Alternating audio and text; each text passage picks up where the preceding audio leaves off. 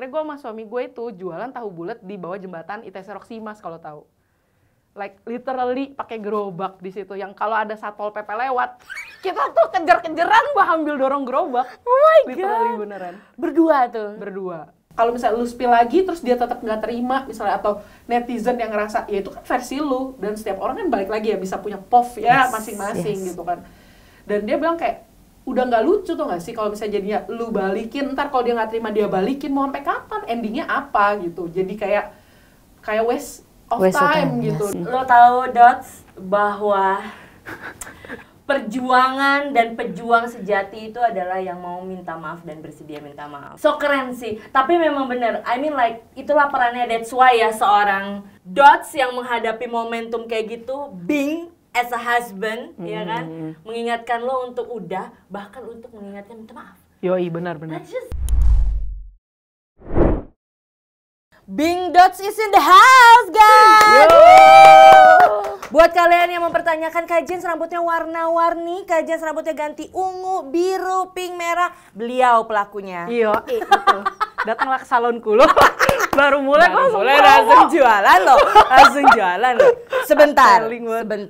Bing Dots, which is sebenarnya itu ada dua orang. Bing, suamimu, betul. Dots, kamu. Yes. Namamu Dots. Enggak, sebenarnya itu tuh nama populer loh, bukan. Oke. Nama panggilan. Nama aslimu? Sarah Mulyani. Jauh banget emang, kayak jauh banget, gak ada hubungan. Gimana, boleh cerita nggak? Kenapa bisa panggil Dots awalnya? Jadi pertama banget waktu itu lagi bucin, masih teenager, Cela. Gue manggil suami gue tuh Bing, karena dia tuh dulu kerja banget sampai jarang mandi. Like itu literally loh, bisa seminggu mandi cuma 3 kali gitu. Itu masa pacaran tuh waktu itu ya, Zai? Yoi. Bing, apa hubungannya nggak mandi sama manggil Bing? Karena Bing itu singkatan dari kambing, basically. Sekarang kayak keren kan, padahal itu kambing. Oh iya, serius gue baru tahu. Oke, gara-gara itu. Terus kenapa lo nya jadi Dot? Karena dia kambing, dia bilang kalau gue kambingnya, lu bandotnya. Dan jadi Dot, jadi kambing bandot basically. Ini benar-benar aku baru tahu. Bener-bener. Kambing bandot. Bener-bener. Bing Dots. Yes. Yang bahkan sekarang salonnya sudah terpampang jelas namanya Bing Dots. Yoi, bener banget. Yang artinya kambing bandot. Bener Oh my banget. God, seru. Tapi gue salut banget dan gue terinspirasi banget sama perjalanan kalian, which is like amazing. Kita akan bahas nanti. Yoi. Kita akan ngomongin teknis dulu. Gue mau main game sama lo nih ya, Dots. Boleh. Oke Dots ya, Jadi kita salvo. main ya. Ini Yoi. lo kalau sampai nggak tahu istilah ini, parah lo ya. Tolong bantu jelaskan ke kami ya. Oke. Balayage. Bener nggak sih? Bener. Oh ya, balayage itu apa? Balayage itu ditemukan tahun 70-an sama seorang hairstylist dari Prancis. French.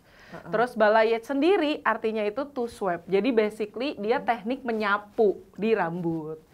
That's why balayage tuh hasilnya menyapu-nyapu shameless ombre gitu. Oh, Iya, jadi kayak di sapu-sapu ke bawah. Jadi kalau ombre kan patah nih. Iya. Warnanya cuma kayak setengah. Kayak ini ya. Iya. Patah banget nih. Ini bukan ombre lagi nih, ini gak ada gradasinya sama sekali nih. Nah iya, kalau balayage dia harusnya nyapu-nyapu ke atas. Oh, jadinya gradasinya kelihatan bener. gitu. Oh, ombre. Lanjut, baby lights. Baby lights itu basically highlight, tapi lebih kecil-kecil, makanya namanya baby, ya kan? Oh, gue tahu tuh. Yang make kayak cap gitu terus dikeluarin rambutnya Nah, iya gitu benar-benar. sih. Itu sebenarnya cara curangnya tuh, pakai cap. Tapi kalau jago, ya kita ada tekniknya bener-bener langsung kayak dirajut di rambut, diambil di rambutnya langsung kayak gitu. Kalau di salon Anda pakai cap atau langsung? Tentu tidak pakai cap dong. Oh, jago ya, jago banget deh yang ngerajut. Gue flexing. Flamboyage. Oke, flamboyant sendiri di Indo, menurut gue pribadi ya, kayak nggak terkenal gitu, kayak nggak Iya, working. kan gue juga nggak ngerti. Belum pernah denger gak sih? Apa tuh? Jadi flamboyant itu tuh teknik yang ditemukannya juga baru-baru, kayak tahun 2017 tau gue tiba-tiba booming, tapi nggak di Indo, waktu itu di Italia, di Eropa. Dan flamboyant itu gue sampai pernah kesana, ikut kelasnya, dia tuh tekniknya harus pakai barangnya dia juga gitu, ada dia jual kitnya gitu deh, kit flamboyant. Dia bentuknya mirip kayak plastik doang, basically ditempel ke rambut nih. Terus ntar rambut lu ada yang keangkat nempel ke plastiknya kan. Nah yang keangkat itu di bleaching sama di color, sisanya enggak. Nanti hasilnya tuh dia maunya, kan kita kalau kena cahaya matahari rambut kita ada kayak natural shine-nya gitu kan. Nah dia pengen hasilnya natural shine. Jadi yang keangkat itu warnanya lebih terang daripada yang base color, basically kayak gitu. Tapi menurut gue kurang working karena orang gimana ya, lu harus beli kitnya untuk bisa bikin, dan hasilnya juga dia low maintenance sih memang, tapi juga nggak terlalu signifikan kelihatan kayak wow banget. Jadi menurut gue kayak nanggung orang ya, iya nanggung bener, mediocre banget nih. bener nggak mau effort juga untuk beli kitnya kan kayak gitu. Nah ini lanjut, foiling. Oke, kalau foiling kayaknya ini menurut gue ini yang paling familiar di dunia percoloring di Indonesia karena udah lumrah banget lah ya kalau kita lihat orang coloring pasti dipakein foil aluminium sampai banyak gitu kan. Jadi foiling sendiri teknik di mana rambut lu dibungkus aluminium foil. Nah, dia bisa teknik buat full hair, highlight, ombre juga, peekaboo. Nah, basically itu semua selama lu ditutup foil namanya foiling. Oke, itu tujuannya biar apa sih? Gue kayak berasa roti deh kalau lagi di cat pakai bungkus aluminium gitu. Sebenarnya tujuannya untuk apa sih? Buat warnanya jadi lebih jadi apa-apa? Jadi si foil itu aluminium foil kan dia menghantarkan panas basically. Nah, si bleaching kan cara kerjanya kayak manasin rambut sampai batang rambut lu kebuka. Pigmennya dibuang. Nah, si aluminium itu biar makin panas, jadi bekerja lebih cepet, basically kayak gitu. Agak plus minus sih kalau menurut gue. Kalau lu pakai aluminium, bagusnya cepet, ya kan. Tapi yang kedua, lu kerjanya harus kayak apa ya, hati-hati banget dan intensif banget. Jadi per 5 menit, 10 menit lu harus cek. Kalau enggak, rambut orang tuh bakal over bleach, yang pernah lihat gak sih yang sampai kayak berasap banget. Oh, gara-gara kayak gitu. Itu tuh overheat namanya, jadi kepanasan. Oke, itu dia tadi luar biasa. Lulus ya? Lulus dong gue. Pebisnis salon yang dimana waktu itu minta didandanin. Oh iya benar. Karena kan orang otaknya yang punya salon pasti bisa dandan gitu ya. Masalahnya dia salonnya khusus untuk cat rambut kan. Benar, cat rambut itu cat rambut tok ya, nggak ada MUA, dandan. Tidak ada kuku-kuku. Nggak ya, khusus rambut-rambut ya. Betul. Oke, lanjut Dots. Yoi. I know you dulunya bukanlah seorang pebisnis salon. Betul. Boleh ceritakan perjalananmu dulu sebelum akhirnya kau sudah memiliki salon sekarang yang begitu viral di mana-mana. Sampai saya ya, mohon maaf, saya waktu mau nyalon di tempat dia sampai komen di TikToknya, mohon maaf Kak, lokasi di mana ya Kak? Nggak dijawab. Gue kayak netizen yang itu loh, nggak ya? Pertamax gitu. Akhirnya sebelum ribuan gitu. Di akun TikTok dia. Ya. Gue jadi kayak sombong banget. Terus gak dijawab. Gue sampai kayak, Kak, lokasi di mana Kak? Terus sampai gue ke adminnya ya kan, ke adminnya. Saya James CS gitu ya, seolah-olah supaya meneto ngeh gitu. Antri Kak. Okay. Maaf banget loh. Sebenarnya udah agak emosi, tapi saking digituin gue malah saking penasaran. Jadi kayak, ya udah saya antri seminggu Kak, masih full book. Oke, ya udahlah ya. Itu sampai sesukses itu. Tapi awalnya seorang Dots itu apa sih? Gila, kalau mau ceritain awal banget kayak panjang banget gitu. Pertama banget gua berarti mulai usaha 12 tahun lalu. Ini mau dari pertama banget Pertama nih ya. banget Mulai usaha 12 tahun lalu, dan itu gue kerja pertama itu sama suami gue sendiri. Oke, which is like itu udah jadi pacar lo waktu itu? Waktu itu belum, kita masih kayak bestie, Cela. Bener kayak bestie ya, oke. Terus? Nah waktu itu dia tuh pengen buka toko baju. Nah terus gue yang, jadi awalnya gue naksir duluan sama si suami gue ini.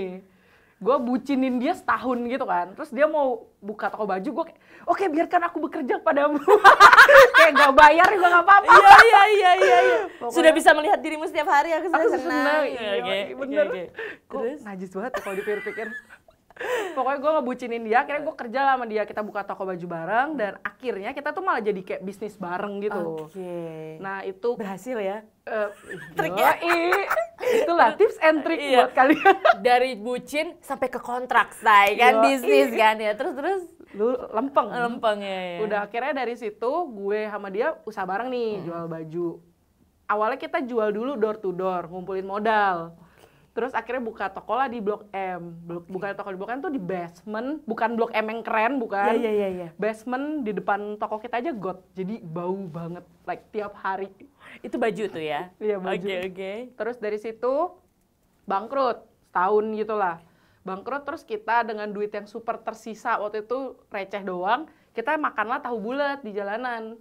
Dan mungkin karena emang feel-nya lagi mellow, abis bangkrut, sedih gak ada duit, dan hujan, tahu bulat saat itu tuh kita makan kayak, gila ya ini enak banget, benda apa ini? Waktu itu tahu bulat belum Ngetren banget ya, Iya, tahu bulat digoreng dadakan gitu. belum ada lagunya bahkan ya dulu. Serius? Terus akhirnya gue sama dia mutusin kayak kita jual benda ini yuk gitu, si tahu bulat ini. Nah akhirnya gue sama suami gue itu jualan tahu bulat di bawah jembatan ITC Roksimas kalau tahu. Like literally pakai gerobak di situ, yang kalau ada Satpol PP lewat kita tuh kejar-kejaran ambil dorong gerobak. Oh my Literally god. beneran. Berdua tuh. Berdua. Dan itu tuh drama banget karena di momen itu emak dia, suami gue ngeliatin dari jauh ya ambil nangis tuh gak sih, macam FTV Iya gitu. tahu gue kayak anakku. Iya bener. Oh my god. kayak Wow, gitu. sampai lu jualan tahu bulat di bawah Jembatan Roxy. Yoi, Terus betul. abis itu Dari situ pokoknya berjalan lumayan lama, berapa tahun, terus kita bangkrut lagi. Sedih banget ya bangkrut mulu. Bangkrut lagi, terus kita gue jualan casing waktu jadi reseller orang. Kan rumah gue di Roxy. Oke. Jadi gue deket banget sama ITC Roximas kan. Tiap hari gue ke situ gue liat bisa juga ya gue jualan casing. Jadi dropshipper gitu. Jadi nggak pakai modal, Iya, ya kan. iya.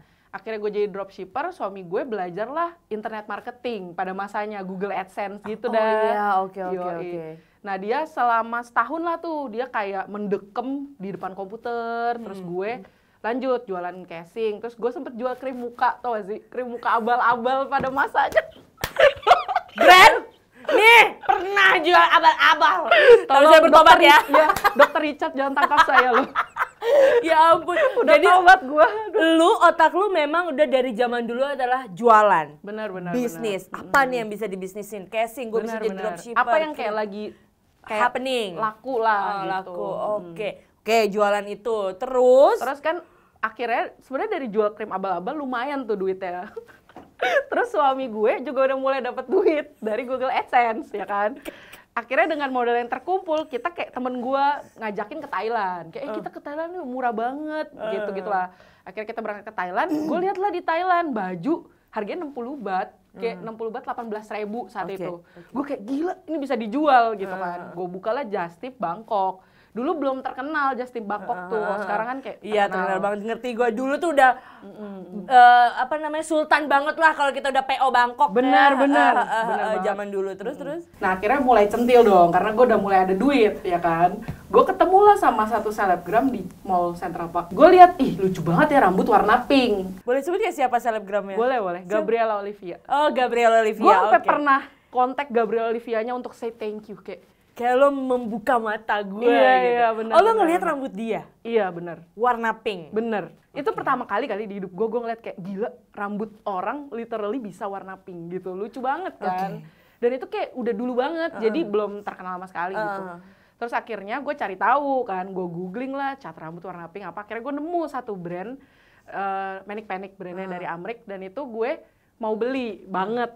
Terus akhirnya karena otak bisnis, gue mikir nih kalau gue beli sendiri, pakai sistem PO Amrik gitu deh, mahal kan. Iya. Gue tawarin lah customer baju gue, si baju Bangkok. Kayak guys, gue mau cat pink, lu pada mau ikut Just Tip gak? Gitu. Tapi gue untungin. Padahal lu belum nyoba produknya ya. Dia udah ngajakin Just Tip orang-orang, padahal dia sendiri belum coba produknya. Bener banget. Oke. Terus gue gak nyangka banyak yang Just Tip. Sampai jutaan tuh waktu itu. Gue Just Tip lah di Kaskus. Saat itu masih Kaskus BTW. Terus akhirnya gue Just Tip di Kaskus, udah sampai jutaan. Gue ditipu dong, si Kaskus ini kabur. Literally thread-nya hilang begitu saja. Gila. Dan udah dong, kan semua yang titip sama gue, mikirnya gue yang nipu. Iyalah. Bodoh amat dia gak peduli gue ditipu duit juga. gue balik gimana gitu bener. ya. Okay. Nah niat hati gue baik, mulia nih. Gue pengen balikin punya mereka sebenarnya biar gue nggak dianggap nipu lah ya.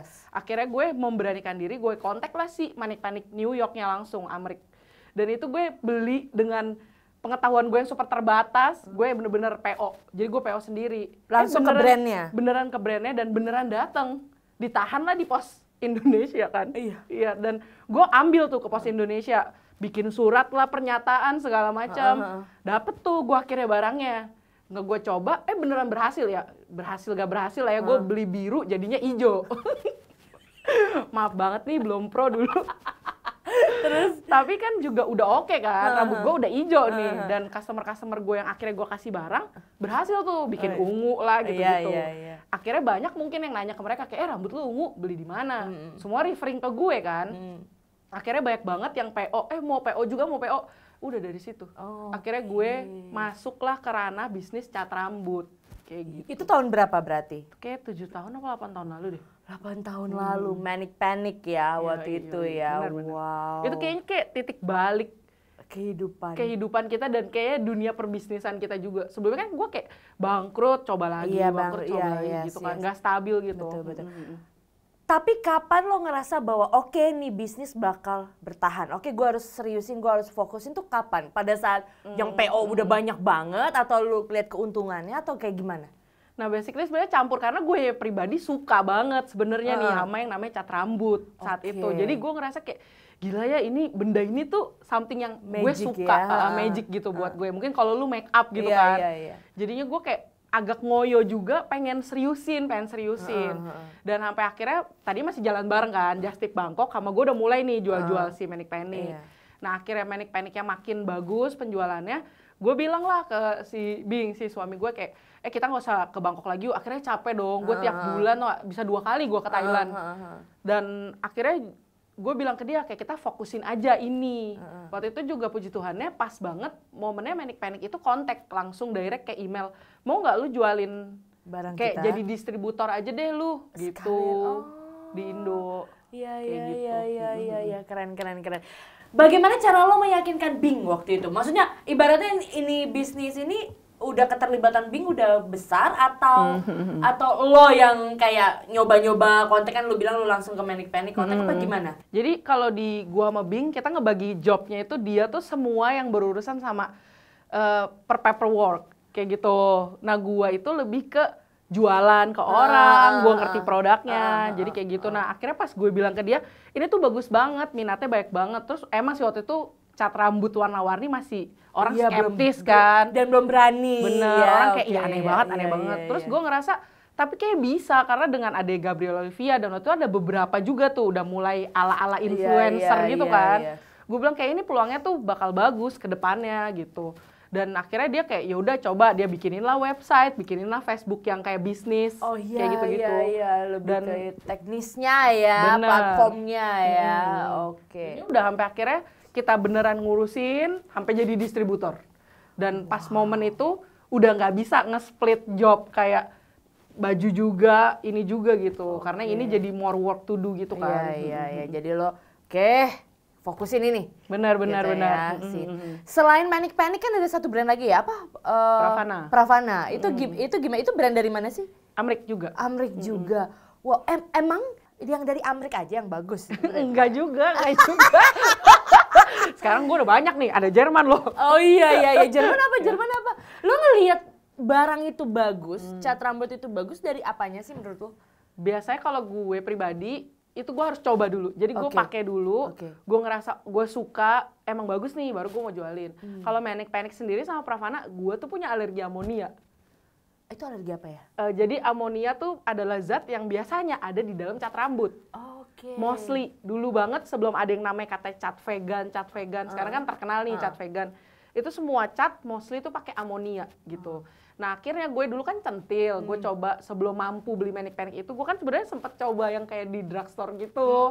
Tapi gue tiap ngecat, gue bengkak, sini gue merah gatel gitu deh, gue kayak disengat lebah gitu. Terus akhirnya gue baru tahu nih, gue alergi benda ini, namanya amonia. Nah waktu yang gue tertarik nyoba Manic Panic, karena dia emang udah ngeklaim dari awal, dia tuh amonia free. Kayak gitu. Nah akhirnya gue kan kayak, ya udahlah gue coba. Ternyata beneran gue bisa tanpa bengkak. Dan dari situ banyak tuh orang-orang yang punya alergi nyoba bisa juga. Terus ibu hamil bahkan bisa ngecat pakai Manic Panic kayak gitu.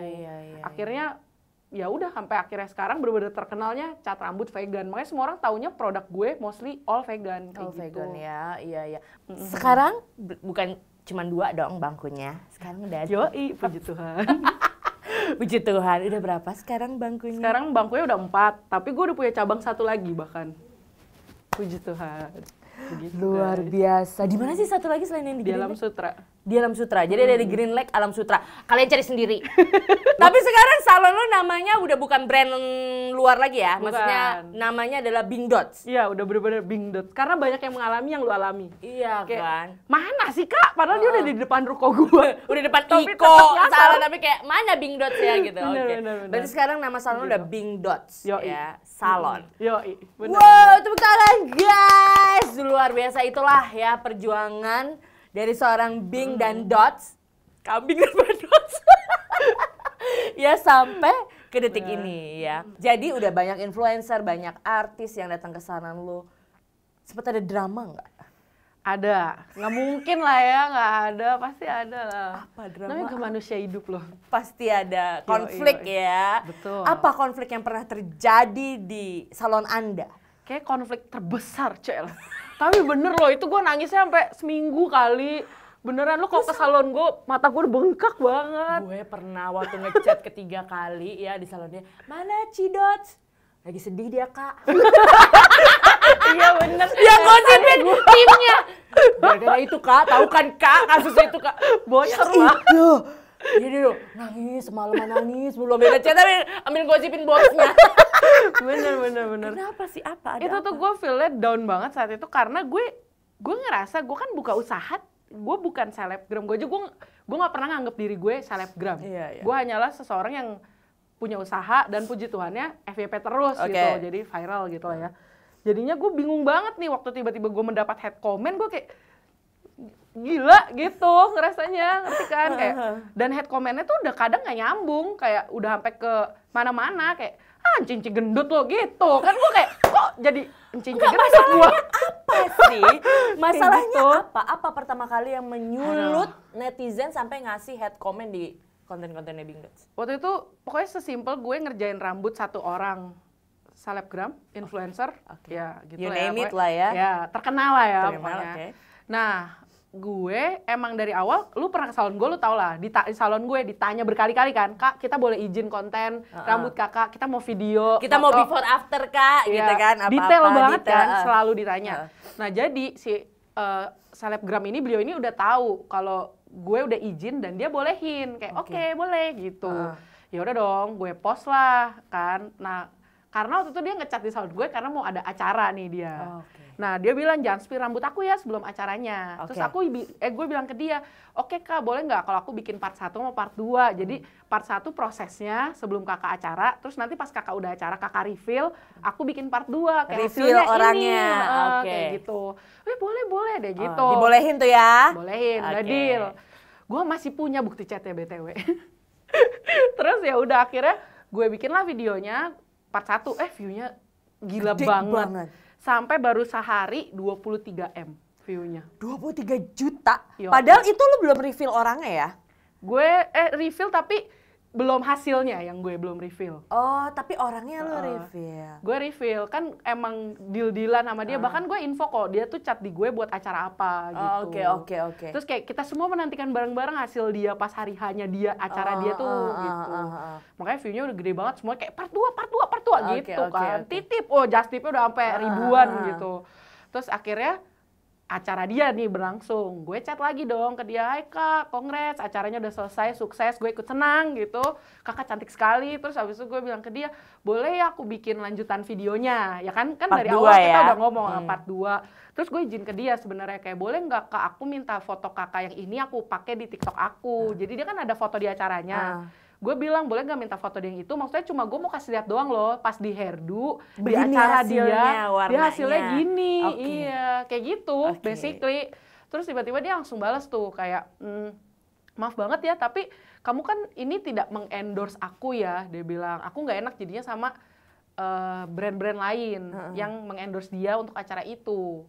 Dan gue kan jujur sih saat itu gue ngerasa salah gue lah ya, mungkin gue masih sangat naif saat itu, gue nggak ngerti nih kata tidak mengendorse itu sesuatu yang bikin orang bisa di-attack kayak gitu. Nah akhirnya di video gue yang part 1 yang sudah super heboh itu komenannya, semua orang kan mana part 2-nya gitu. Akhirnya gue cuma bales komenannya dengan bilang, maaf ya guys, aku nggak bisa post. Dia bilang, kamu nggak boleh post part 2-nya.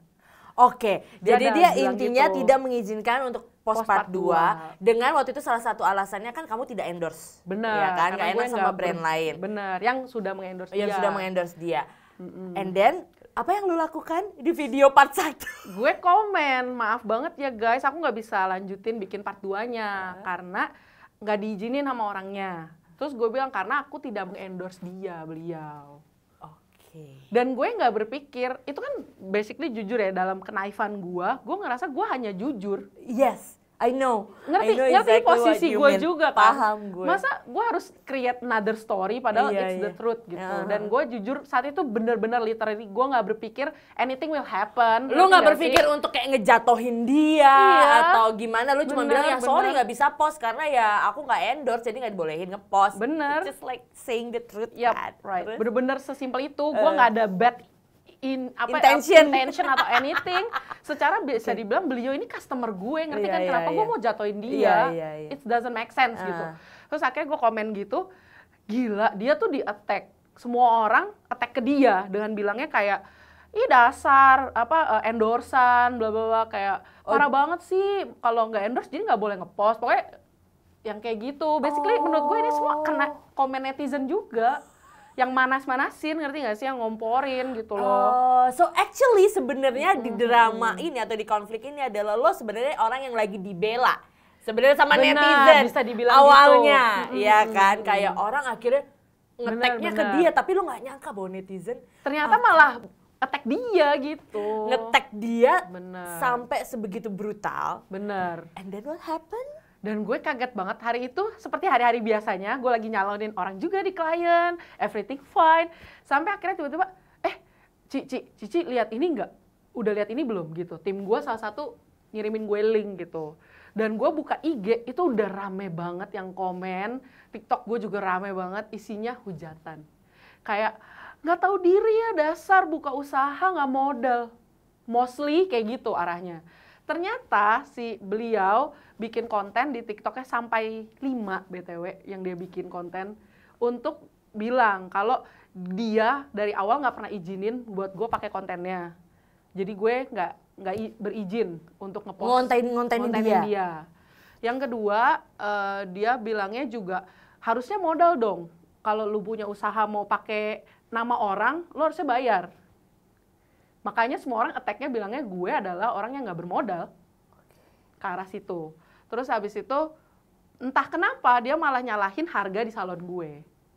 Dia malah nge-spill harga di salon gue sekian-sekian hingga sekian dan akhirnya dia bilang gila ya kayak gue lupa sih either dia yang ngomong atau netizen tapi arahnya malah kayak ngecat di salon ini kayak ngecat pakai emas ya gitu. Padahal lu udah nyalon ke tempat gue 4 kali. Mohon maaf, masih banyak yang lebih mahal. Iya bener, kayak gitu. Terus akhirnya dia nge-spill udah ke arahnya, udah macam-macam lah ya. 5 video lu dibalesnya ya, pakai 5 video ya. Betul.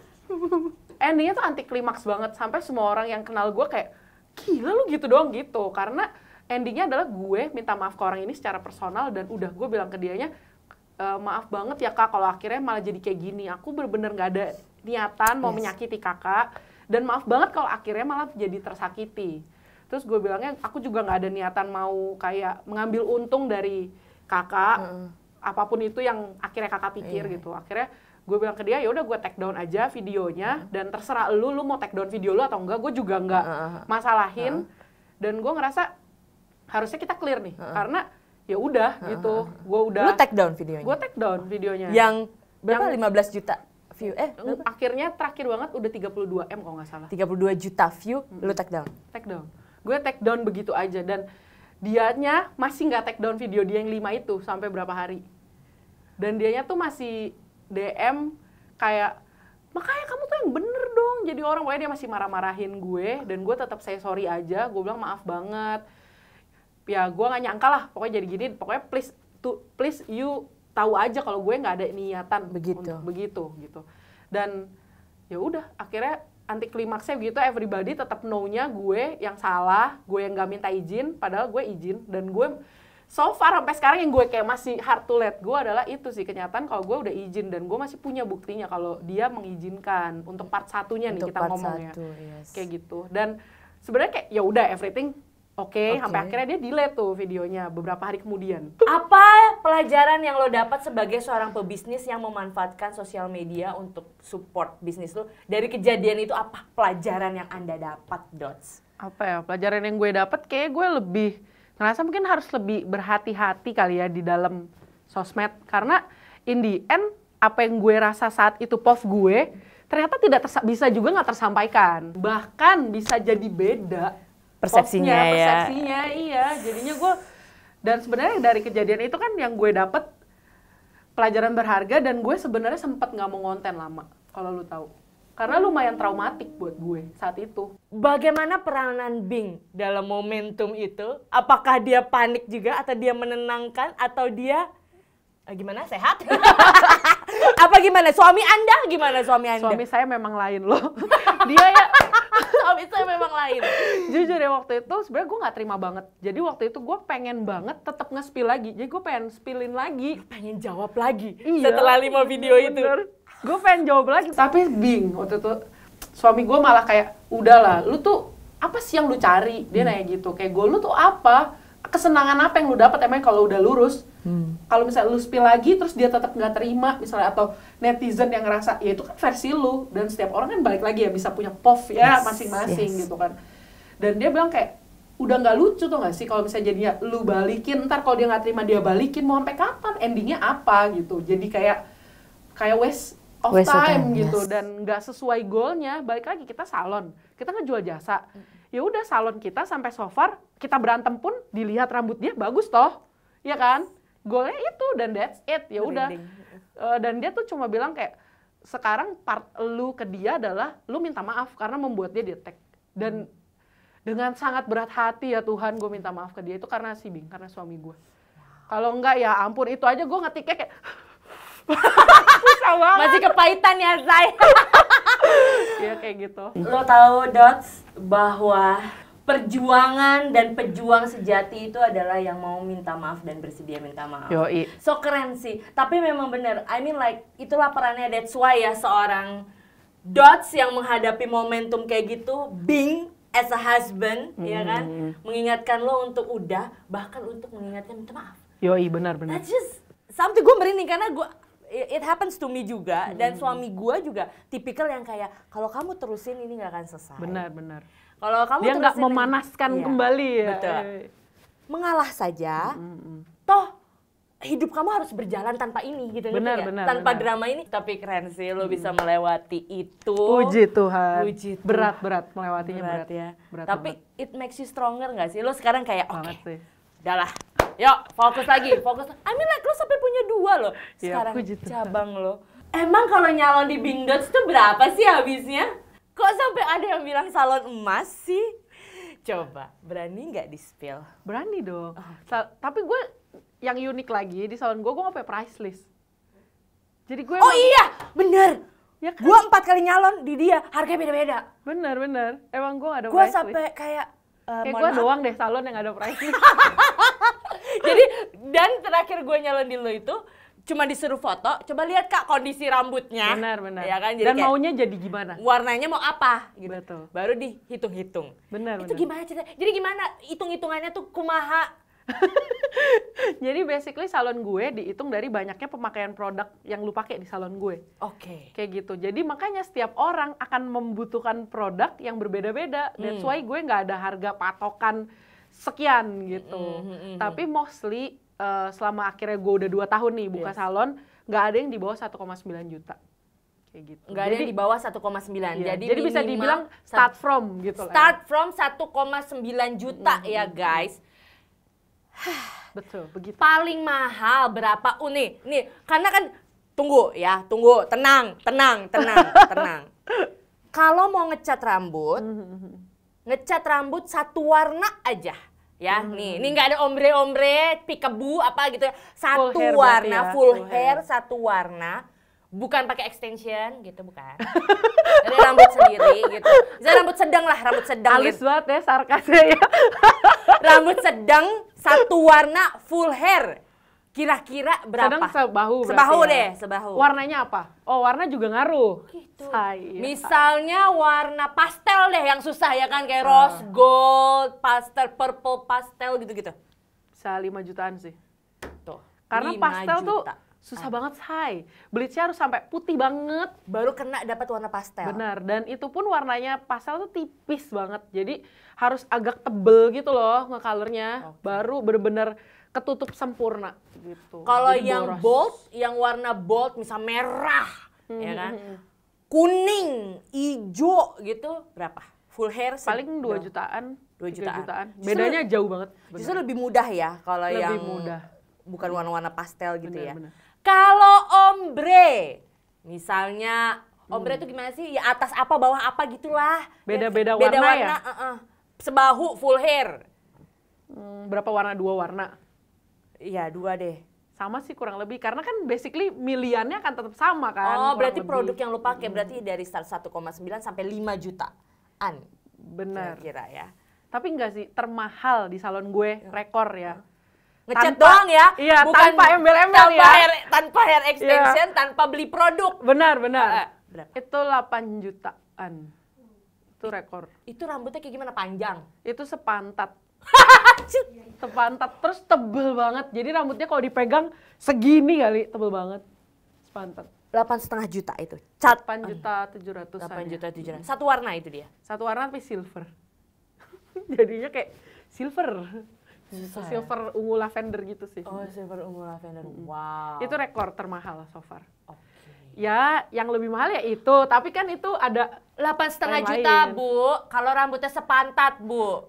Sama tebel. Kalau Iya. rambutnya sebahu dan tipis kayak saya, ya dari 2,5 3 juta. Ini saya spill aja deh. Rambut saya ya yang Iya, bener. terakhir kemarin sih 3 jutaan sekian. Makanya gue kaget mahal. Mohon maaf ya, mohon maaf. Gue tuh lihat dan banyak yang lain di salon-salon tuh banyak yang lebih mahal, say. Ada yang sampai 15 juta, ada yang sampai 11 juta. customer gue banyak yang cerita. Chin. So, bagi yang penasaran mau bisa cek IG-nya, ingat ya, udah lewat dramanya. Jadi buat kalian yang mau ngechat untuk bisnis aja, ya untuk ngecat rambut ya, tanya yang benar, oke?